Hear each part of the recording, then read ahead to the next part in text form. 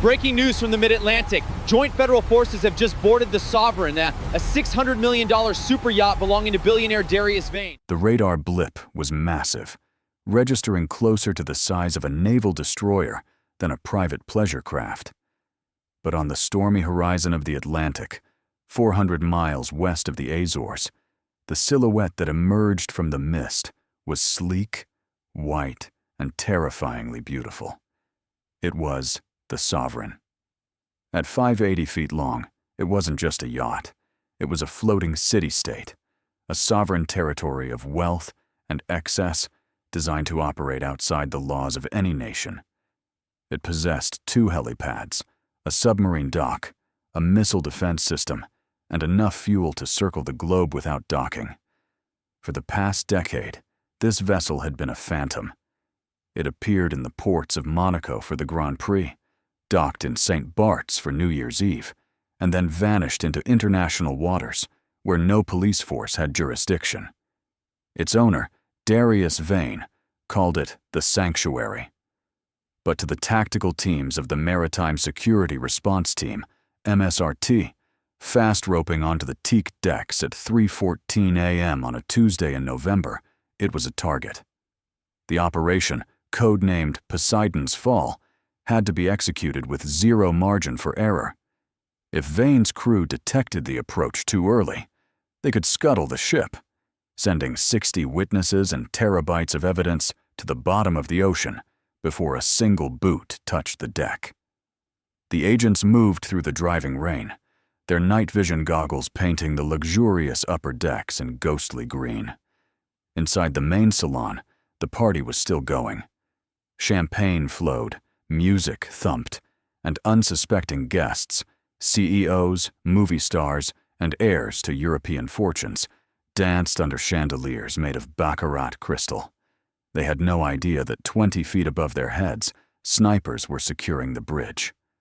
Darius Vane wasn't dancing. The 63-year-old billionaire, whose logistics empire moved 15% of the world's cargo, was in his armored stateroom, tracking the stock markets in Tokyo. He was a man who prided himself on control. He believed that money didn't just buy things, it bought immunity. He believed the ocean was the only place left where a man could truly be a king. When the door to his stateroom was blown off its hinges by a breaching charge, Vane didn't reach for a weapon. He reached for a satellite phone to call a prime minister. "You are making a mistake that will cost you your careers," he told the masked agent, who leveled a rifle at his chest. "I am in international waters. This is an act of piracy." Special Agent Julian Thorne of Interpol stepped over the debris of the door. He was 48, soaked to the bone, and he had been chasing Vane for 7 years. "Maritime law ends where crimes against humanity begin, Darius," Thorne said, slapping the handcuffs onto the billionaire's wrists. "And tonight, we're sinking your kingdom." But Vane's arrest was the easy part. The yacht was a labyrinth.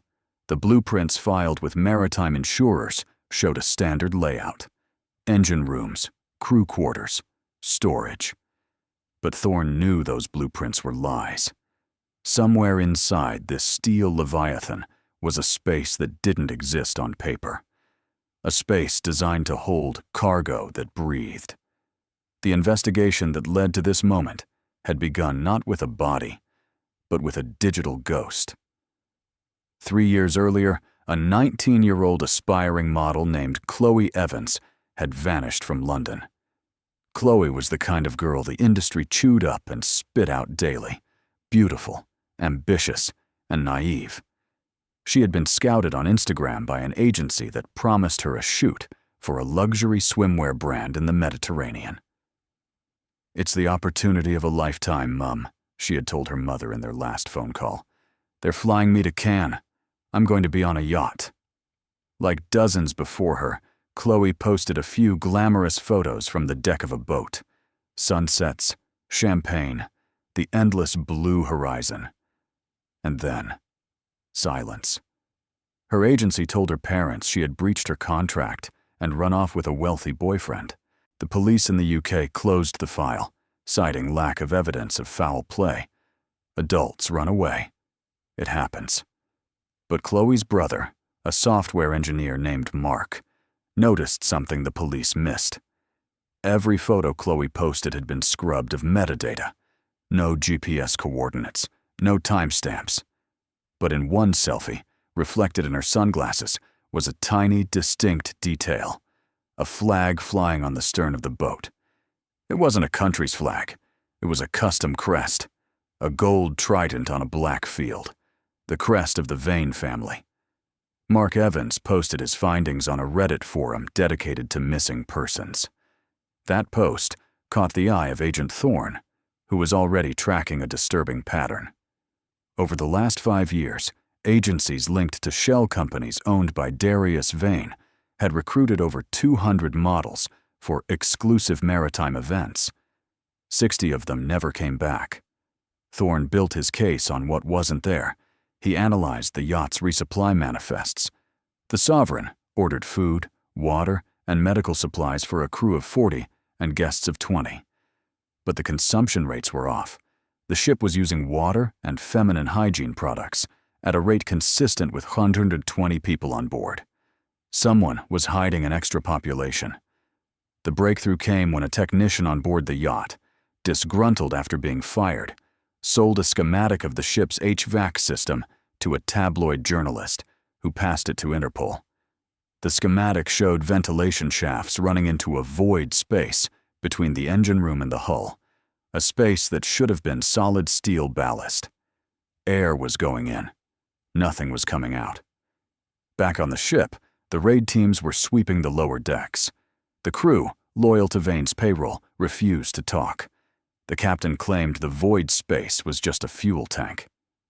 "Open it," Thorne ordered, standing in front of a seamless steel bulkhead in the laundry section of the crew quarters. "It's sealed, Agent," the ship's engineer lied, sweating. "It's structural." Thorne nodded to the specialized breach team. They brought in a thermal lance, a tool used to cut through bank vaults.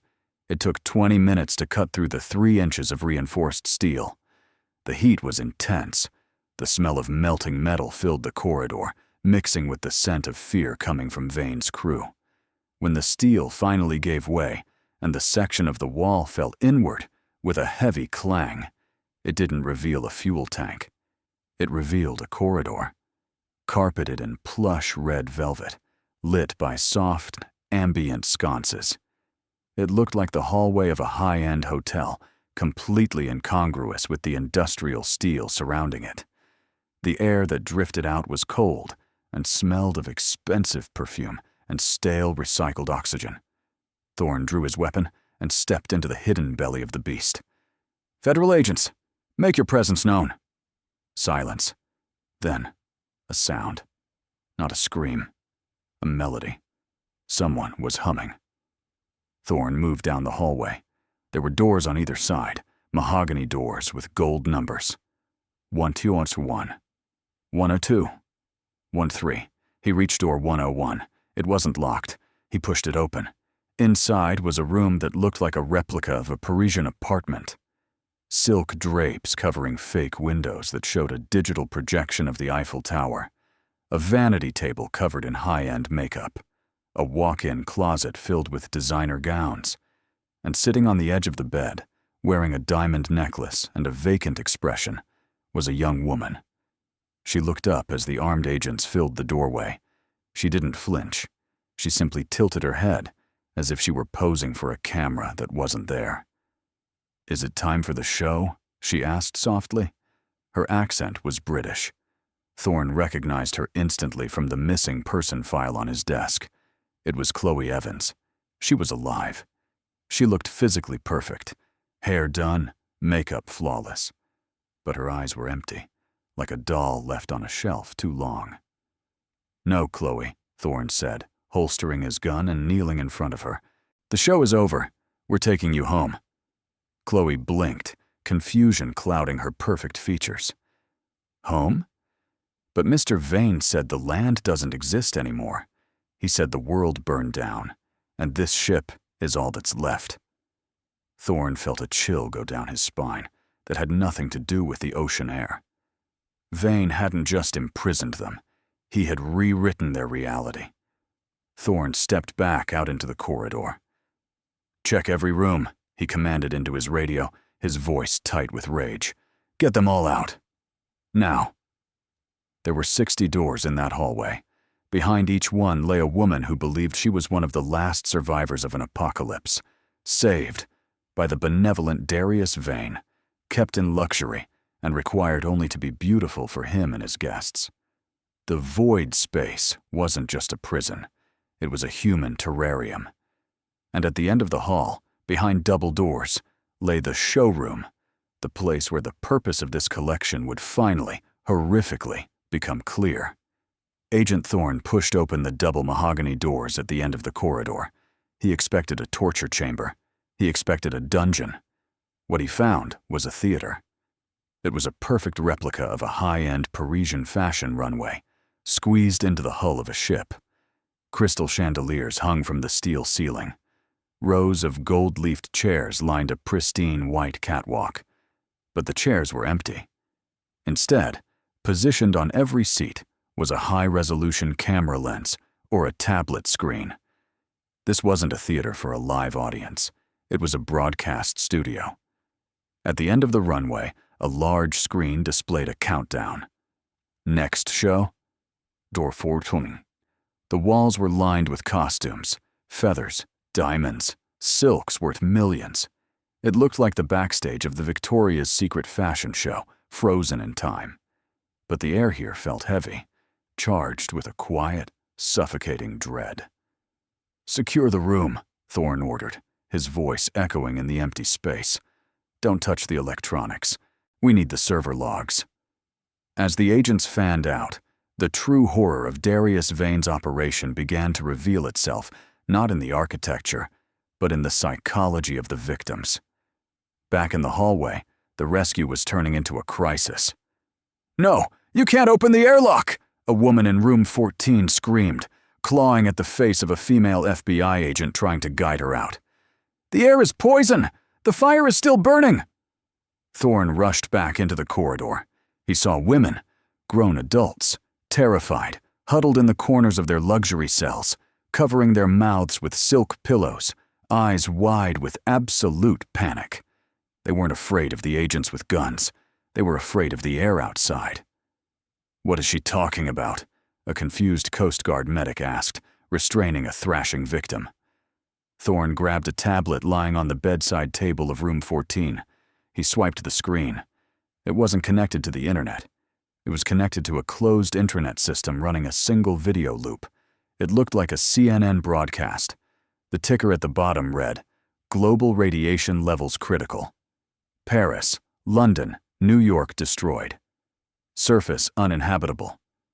On the screen, generated by sophisticated AI, were images of burning cities, ash-choked skies, and people dying in the streets. Thorne watched the fake news report for 10 seconds, and the pit in his stomach bottomed out. "He didn't just lock them up," Thorne whispered, realizing the magnitude of the crime. "He gaslit them into believing the world ended." This was the Sanctuary Protocol. Documents later recovered from Vane's private server room, the brain of the ship, detailed a psychological conditioning program that rivaled the methods of the CIA's MK-Ultra. Vane recruited models, who were often traveling, disconnected, and living out of suitcases. Once they were on the yacht and in international waters, the event would happen. A fake emergency, a lockdown. The internet would cut out. The screens would turn to static, then to the fake news feeds. Vane would appear, playing the role of the benevolent savior. He told them that nuclear war had broken out, or a pandemic had wiped out humanity, or the ozone layer had collapsed. The story varied, but the conclusion was always the same. The Sovereign was the only safe place left on Earth, and he, Darius Vane, was their protector. For 5 years, Chloe Evans believed her family was dead. She believed London was a radioactive crater. She believed that stepping out onto the open deck would melt her skin. Grief had broken them. Fear had kept them docile. And gratitude, twisted, Stockholm Syndrome gratitude had made them willing participants in Vane's shows. "Listen to me!" Thorne shouted, his voice booming down the corridor, trying to cut through the panic. "The world is fine. Look at me. I'm not wearing a suit. The air is clean." He grabbed a remote from the wall and smashed the nearest TV screen. "It's a lie. All of it." But belief is a powerful drug. It took sedatives administered by the medics to calm the most hysterical women. The extraction turned into a medical evacuation. 60 women, physically perfect, but psychologically shattered, had to be carried out on stretchers, their faces covered with towels not to hide their identities, but because they were terrified of the toxic sun. As the helicopters began to ferry the victims to a secure naval base in the Azores, Thorne made his way to the bridge. Darius Vane was sitting in the holding cell of the Coast Guard cutter that had docked alongside the yacht. He watched the evacuation through the porthole with a look of cold detachment. Thorne walked into the cell and slammed a photo of the burning London deepfake onto the metal table. "You told them everyone they loved was dead," Thorne said, his voice trembling with suppressed rage. "You tortured them with grief every single day." Vane looked at the photo, then up at Thorne. He didn't blink. "I gave them a life of purpose, Agent," Vane said smoothly. In the real world, what were they? Coat hangers for clothes, objects to be used and discarded when they hit 25. On my ship, they were treasured. They were safe. They had the best food, the best clothes, the best medical care. "You raped them," Thorne snapped. "I preserved them," Vane corrected, as if explaining a complex concept to a child. "And as for the story, is the world out there really so much better than the one I created? War, poverty, aging, ugliness. I took all that away. I created a utopia, and you just destroyed it." "You created a harem for your sick friends," Thorne said. "We found the uplink in the theater. You were streaming them. Who was watching, Darius? Who paid to watch the last women on Earth?" Vane smiled, a thin, reptilian stretching of lips. "You found the server room, Agent. You have the logs. Why don't you tell me?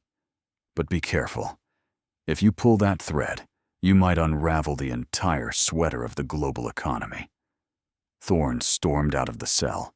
He knew Vane was baiting him, but he also knew he was right. The technicians had cracked the encryption on the showroom servers. The stream wasn't going to the dark web. It was going to a private, encrypted app installed on exactly 100 devices worldwide. The audience wasn't random perverts. It was a club. The entry fee was $10 million a year, and the names associated with those IP addresses were currently flashing on a monitor in the ship's command center. Thorne looked at the screen. Member 001, IP trace, Silicon Valley. Member 004, IP trace, Riyadh. Member 012, IP trace, Wall Street. The rescue was over. The war had just begun. Vane hadn't just built a prison. He had built a theater for the most powerful men in the world to watch the end of the world as entertainment. And now, the FBI and Interpol held the guest list. Up on the deck, the sun was rising over the Atlantic. Real sunlight. Chloe Evans, sedated on a stretcher, opened her eyes briefly as she was loaded into the helicopter. She saw the horizon. She saw the clouds. She saw a seagull flying. "A bird," she whispered, tears leaking from her eyes. "It's alive." For the first time in 3 years, she took a breath of fresh air and didn't die. The crack in Vane's reality had finally formed. But as the helicopter lifted off, leaving the massive white yacht bobbing in the dark water, Agent Thorne knew that breaking the spell was only the first step. Now, they had to hunt down the monsters who had paid to keep the nightmare going. When the Sovereign was towed into the port of Gibraltar 3 days later, it looked like a captured alien vessel. The gleaming white hull, once a symbol of untouchable wealth, was now scarred by the breach charges of the tactical teams. A crowd of thousands had gathered on the pier. Journalists, curious locals, and terrifyingly, the families of missing women from across Europe, holding up photos of daughters they hadn't seen in years, hoping against hope that they were on board. The news of the raid had broken the internet. The Yacht of the Apocalypse, as the tabloids dubbed it, became the biggest story since the fall of Epstein. But while the public was obsessed with the salacious details of the end-of-the-world cult, Agent Julian Thorne was locked in a secure room at the U.S. Naval Base in Rota, Spain, staring at a list that terrified him. The server logs from the showroom had been decrypted. Darius Vane hadn't lied. The network of men who paid to watch the women live in their fake terrarium wasn't just a group of perverts. It was a shadow board of directors for the global economy. They called themselves the Argonauts. There were 100 spots, no more, no less. The membership fee was $10 million annually, and the names associated with the accounts made Thorne's hands shake. Account number 12, the CEO of a social media platform used by 2 billion people. Account number 45, a European prince currently 4th in line to a throne. Account number 88, a defense contractor who built the very drones the military used to hunt terrorists. These men hadn't just watched, they had directed. The chat logs recovered from the server showed them voting on plot twists for the women. Make the water supply run low this week. Account number 12 had typed on a Tuesday in March. I want to see how they handle resource scarcity. Simulate a breach in the hull. Account number 88 suggested. Let's test their panic response. They were playing God, and Vane was their dungeon master. While Thorne wrestled with the radioactive nature of the evidence, the legal war began. Darius Vane's defense team, led by a ruthless maritime lawyer named Silas Black, launched a PR offensive that was as brilliant as it was disgusting. They didn't deny the women were on board. They denied they were prisoners.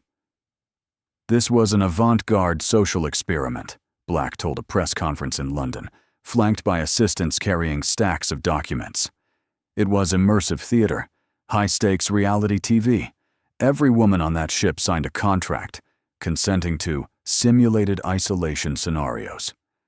They were actors, not victims, and they were paid handsomely into offshore accounts they simply hadn't accessed yet.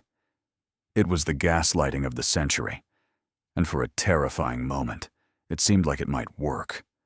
The contracts did exist. Vane had forced the women to sign them years ago, buried in stacks of modeling release forms. But the defense had a fatal flaw. They hadn't counted on the resilience of Chloe Evans.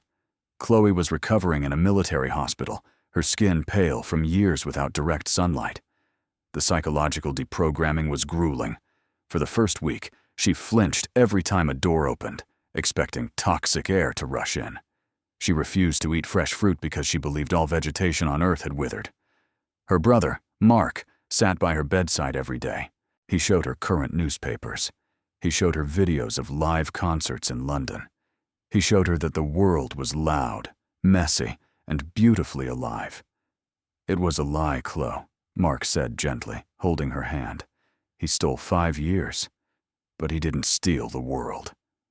When Agent Thorne visited her, he told her about Vane's defense strategy. He told her they were calling her an actress. Something in Chloe snapped. The vacant doll-like expression she had worn on the ship vanished, replaced by a cold fury. I want to see the contracts, she said. Thorne handed her a copy. She pointed to the date. I signed this in 2019, but look at the addendum. She pointed to a clause about indefinite extension of service. He forced us to sign this part at gunpoint, she said. 3 years ago. He told us the mutants from the mainland were boarding the ship. He said if we didn't sign, he'd throw us out to them. Chloe's testimony turned the tide, but the Argonauts were still protected. The Department of Justice, terrified of the geopolitical fallout, ordered the client list sealed. National security, his supervisor told Thorne.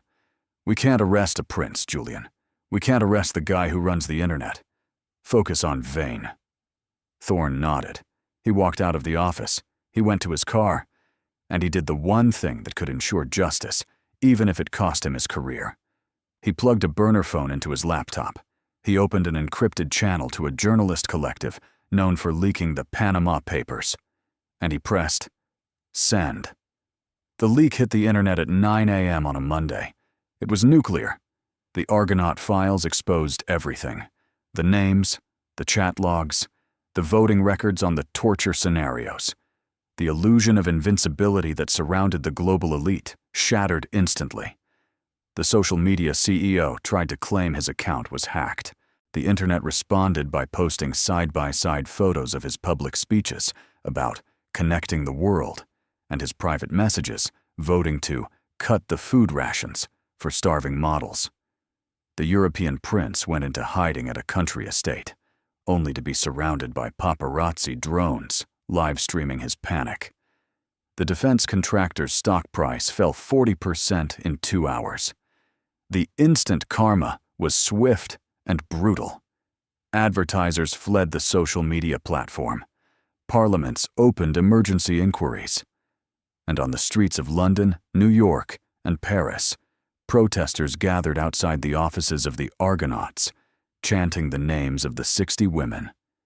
Darius Vane, sitting in his holding cell, watched the news on a small TV. For the first time, the calm mask slipped. He wasn't the puppet master anymore. He was the liability.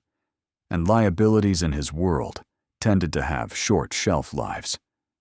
That night, an attempt was made on Vane's life. A guard, assigned to his transport detail, tried to slip a cyanide capsule into his meal. Vane caught it. Terrified, the billionaire realized the truth. His powerful friends weren't coming to save him. They were coming to silence him. The next morning, Vane asked for Agent Thorne. "I want a deal," Vane said, his voice shaking. "I'll give you everything. I have recordings, audio, video. I can prove they knew it wasn't a simulation. I can prove they ordered the cruelty." "I'm listening," Thorne said. "But I want protection," Vane whispered, looking at the security camera in the corner of the room with suspicion. "Witness protection. A new face. A new name. Because if I testify, the most powerful men on Earth will burn the world down to stop me." Thorne looked at the man who had played God for a decade. "You don't get a new life, Darius," Thorne said. "You stole 60 of them.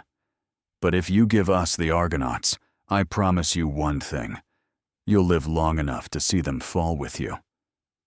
The stage was set for the trial of the century. Vane was no longer the defendant. He was the weapon. And 60 women, led by a model who had survived the apocalypse, were ready to watch the empire sink. The United States versus Darius Vane was not just a trial, it was a reckoning for the 1%. Due to the international nature of the crimes and the involvement of American citizens, the case was heard in the Federal District Court in Manhattan. Security was tighter than for a presidential inauguration. The streets surrounding the courthouse were locked down by the National Guard.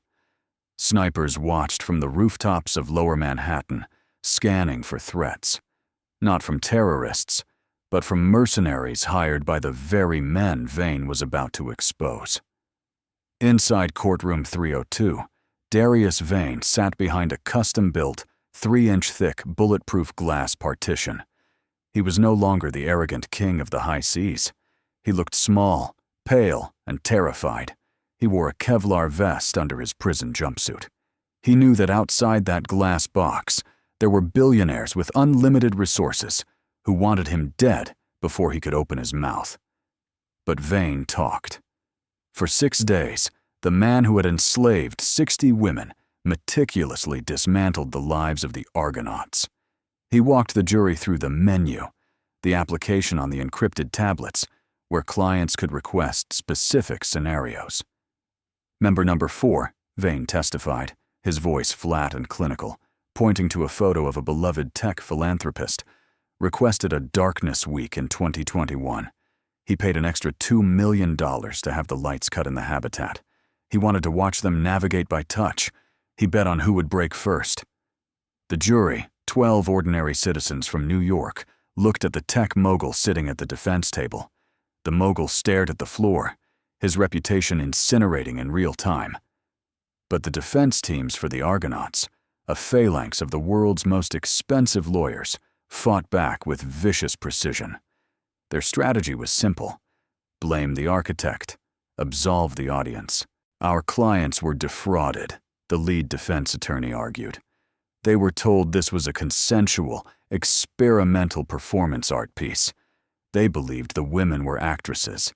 They believed the distress was scripted. Dr. Vane is a liar who tricked these men into funding his sick fantasies. It was a compelling narrative. Rich men are often gullible, they argued. They didn't know it was real. Then, the prosecution called Chloe Evans. When the courtroom doors opened, a hush fell over the gallery. Chloe didn't look like the terrified girl found in the fake Parisian bedroom. She wore a simple black suit. Her hair was pulled back. She walked with a cane, a lingering result of vitamin D deficiency from years indoors, but her head was high. She walked past the glass box. She didn't look at Vane. She looked at the jury. "Ms. Evans," the prosecutor asked, "the defense claims you were an actress, that you knew this was a performance. Is that true?" Chloe leaned into the microphone. Her voice was quiet but steady. "I weighed 98 pounds when I was rescued," she said. "I hadn't seen the sun in 200 days. I watched my best friend, Anya, die of an untreated infection because Mr. Vane told us there were no doctors left on Earth. If this was a performance, who was the director? And why didn't anyone yell, 'Cut'?" She turned to the defense table, locking eyes with the tech mogul. "You watched me," she said. "I know your username. Prometheus. You sent a message on my 21st birthday. You told Vane to give me a cake, but to make sure it was stale, to remind me that supplies were running out. You didn't think I was acting. You enjoyed it because it was real." The mogul went pale. The courtroom erupted. The judge had to bang his gavel for a full minute to restore order. Chloe's testimony destroyed the ignorance defense. She proved that the cruelty was the point. The Argonauts hadn't paid for theater.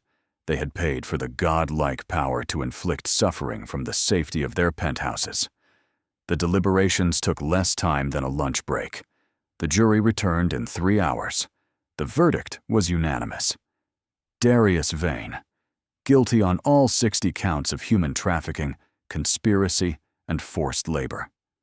The Argonauts, those who hadn't fled to non-extradition countries, guilty. The sentencing hearing was broadcast live to the world. Judge Michael Rossi, known for his harsh sentences in organized crime cases, stared down at Darius Vane. "Mr. Vane," the judge said, his voice echoing in the silent room, "you attempted to build a world where you were God. You rewrote reality for 60 human beings.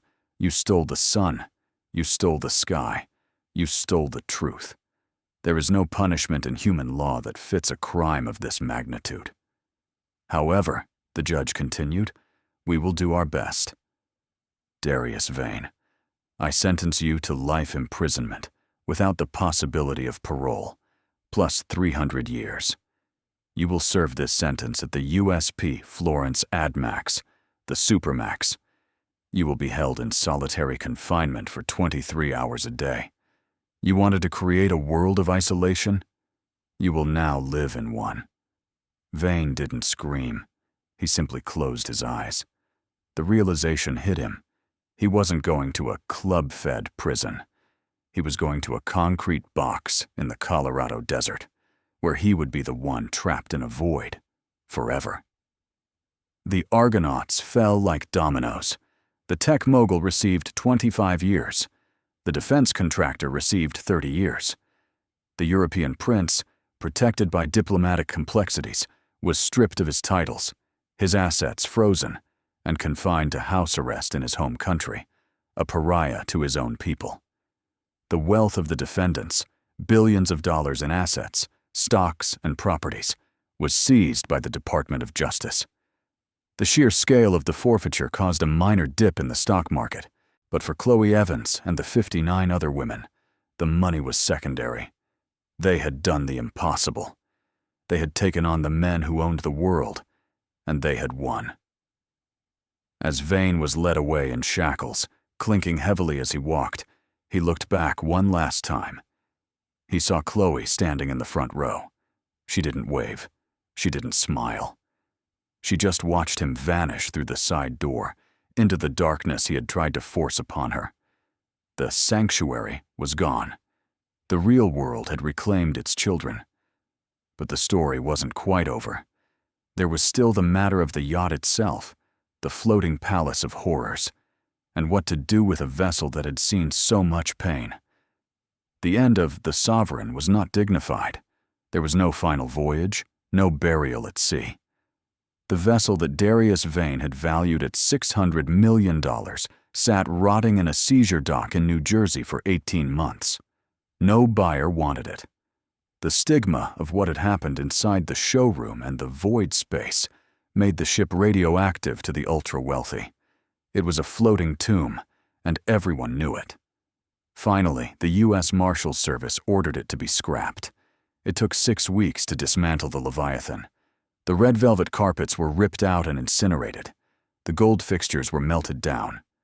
The steel hull, the same steel that had blocked out the sun for 60 women, was cut into blocks and sold to a construction firm.